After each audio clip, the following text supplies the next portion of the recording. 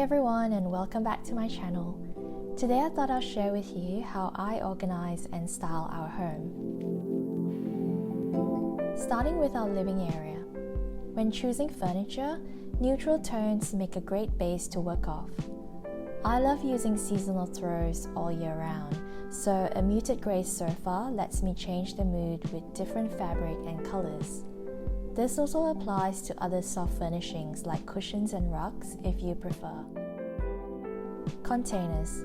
Not only do they help keep items tidy but also uniformed, which is pleasing to our eyes. Too many colours, shapes and sizes create visual clutter. The same amount of tea in this space can appear cluttered otherwise. I've calligraphed my tea canisters, and if you'd like to see how I create these labels, do leave a comment below. Here I've gone with neutrals again, with green as a supplementary colour. Any tea added to this will either be stored in the same jars, or like with this pack of wet chai, it can be left out with its colour matching the lids.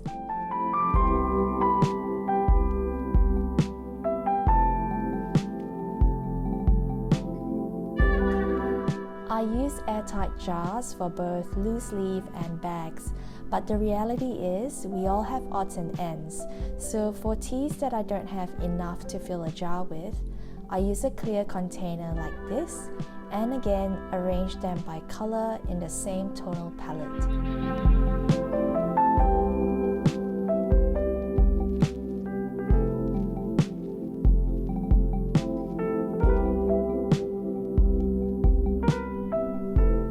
The same labelling can be seen on my dried herbs and spices. These are organised in alphabetical order, as the earthy tones of spices look good however you mix them, and it's easier to pick them quickly when cooking. A little salt pot in white to match the lettering, and I've got to also label these sesame seeds soon.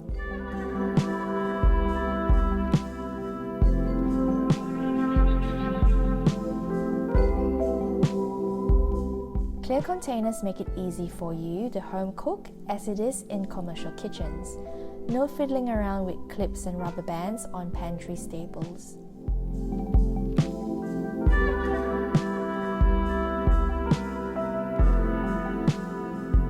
Place colourful items like store-bought packs and bottles of sauces away from your general view. Mine sit upright in a drawer of a closed cabinet, and I reuse packaging or gift boxes as drawer organizers, so you don't have to spend money on something that you only access when preparing a meal. I also like organizing them by their use-by dates in a first-in, first-out system to make it easy for replenishing and not to keep expired items tucked towards the back. The money saved from reusing boxes can go into good drawer organizers for your utensils. Don't stand there for 30 seconds digging through your drawers in search for the one spatula. Also, give away mismatched sets and keep only the ones you use. Extras can be stashed away for when you do have that big party of guests over. We all need appliances, and I have quite a few myself, but the key is to keep as much stuff off the kitchen counter. Everything else goes into storage. I believe everyone starts with a beautiful kitchen no matter the style and space, but it can very quickly look cluttered with way too many items on the bench. Try something new. This discontinued cabinet from IKEA's Hemnes line was sold to store linens, but we got it for the purpose of housing glassware. I added my mom's vintage Corningware to break it up a little. Then, to add height and make full use of the cabinet, I've mixed it up with cookbooks from my collection and chose complementary colours.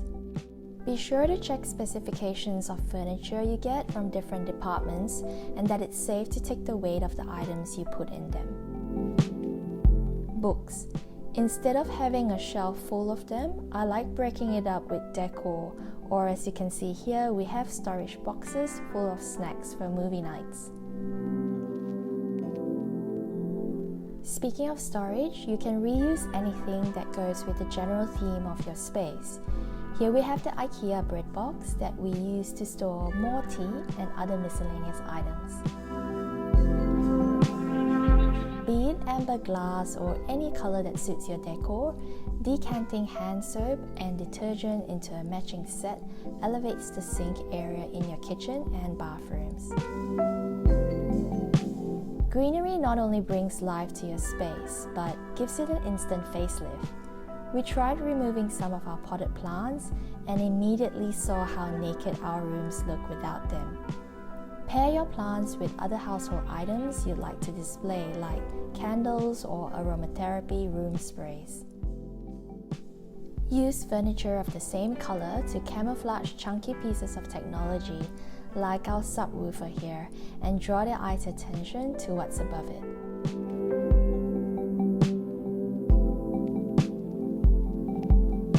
Plants all go well together, but their pots may not. Select designs and colors that do not clash to maintain the calming effect of your plants.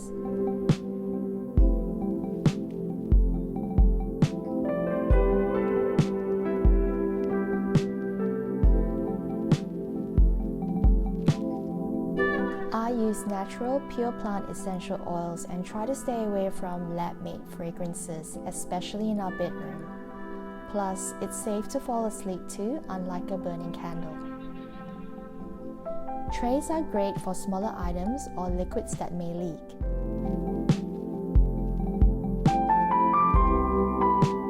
Play around with displaying by height and shape, always ensuring that there is a common color palette.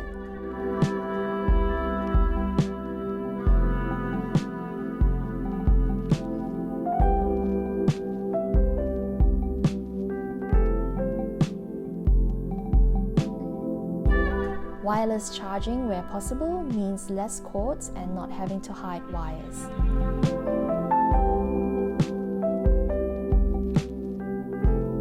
Add doors to open shelving so your eyes will see less clutter. Feel free to mix it up a bit between doors and storage boxes, but ensure the box complements the entire look. We reused some packaging boxes that were going to be discarded from the office. Find ways to repurpose items as long as they suit the aesthetic of your space.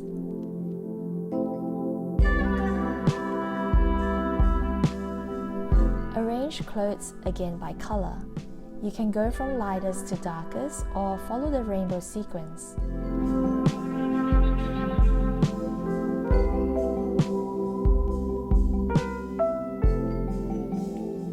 Visual merchandising is why we are drawn to how nice clothes are displayed in stores and a contributing factor to our buying habits.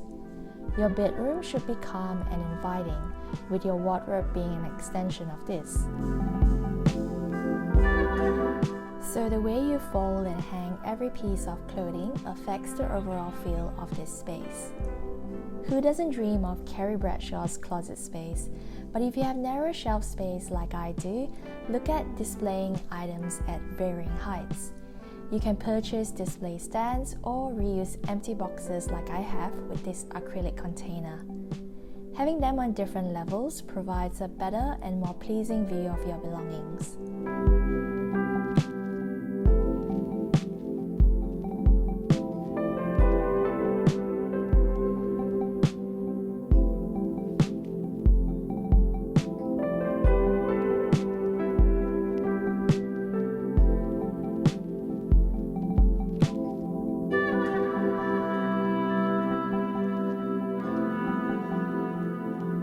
A home isn't functional without appliances, so try to incorporate that into your decor and only place very few items that go together, keeping it minimal.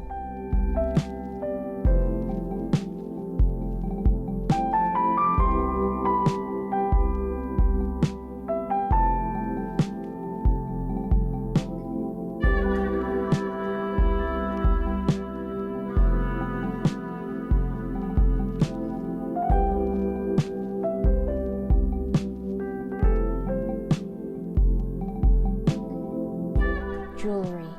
Almost all will come in beautiful packaging, but investing in a storage solution keeps it organized and tidy. Store necklaces clasped shut and laid flat to avoid tangling and stretching the chain. Displaying jewelry not only looks good, but is functional and prolongs the life of your special pieces in the long term. I find that having them organized this way helps me easily see what I have and choose which pieces to go along what I'm wearing for the day. If space allows, shelving is great for shoes. We use IKEA's Billy bookcase and remove all shoes from boxes, then arrange them front and back. Fill your home with pieces you actually love. We had highball glasses that were too big for our use, so we donated them and found these perfect Nachbarn glassware at Vinnie's. For $2 each, water steel on fine Bavarian crystal in a design and size we prefer. I highly recommend checking out pre-loved items at op shops from your local charitable organizations. It's a win-win for all and a pleasant surprise finding classic designs to bring home. Store remote controls together to make them easier to locate and not scattered around your living room. Repurpose items where possible. What I received with a floral arrangement is now used to store our facial tissue box, so it's not necessary to spend on something new to spruce up your space. Cater for your needs. While a mini cellar would sound so nice, we only keep a few bottles of wine at home and replenish when needed. This rack holds 7 bottles and takes up very little space. First aid kit is something so important that we tend to overlook.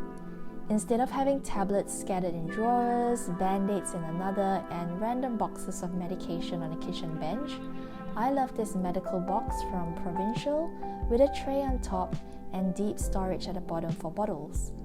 The box is in our living room, so guests can easily access should the need arise. When additional storage is needed, opt for pieces that are minimal and appear to decrease clutter even though they are taking up space.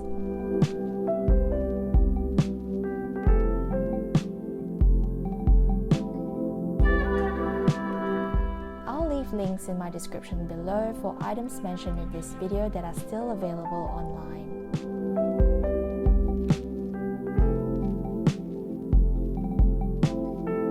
I hope you all enjoyed this brief walkthrough how I organize our home, and if you'd like to follow my journey, feel free to subscribe to my channel for weekly content. Take care everyone and happy organizing!